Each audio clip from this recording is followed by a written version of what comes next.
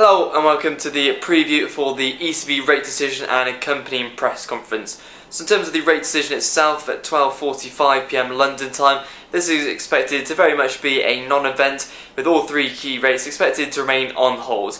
As such, and as has been the case for a few months now, focus instead will turn to the accompanying press conference. But unlike previous months, this time round focus is primarily set to be placed on Greece rather than the ECB's own monetary policy, i.e. its QE programme and its economic outlook. So just to recap what we saw on Monday, since we did see the ECB keep the ELA ceiling unchanged at €89 billion, which is said to be scarcely enough to see Greek banks operate in the interim period. This decision was made ahead of the Greek parliamentary vote yesterday, which we did subsequently see was passed through in Greek Parliament. So as such, some participants are expecting now the ECB to make a decision on its ELA programme.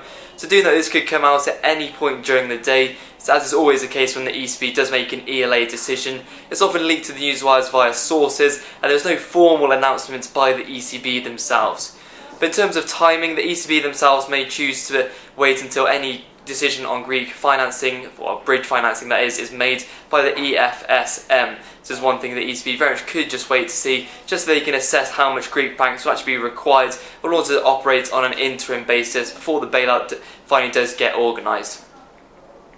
So one thing ultimately that the market reaction will potentially hinge on is how tough a stance the ECB does take on Greece. So it could potentially take a tough stance on Greece, threatening to withdraw any liquidity support if Greece fails to pay its €3.5 billion payment to the ECB on Monday.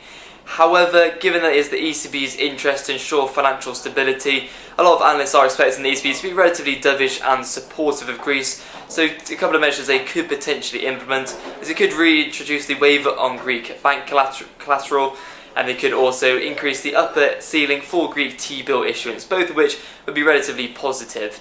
Another thing, the ECB, in lieu of the recent financial instability from Greece and China, they could just reiterate their willingness to ensure this stability by potentially increasing their willingness to expand QE purchases further, and overall any further measures which would help stability.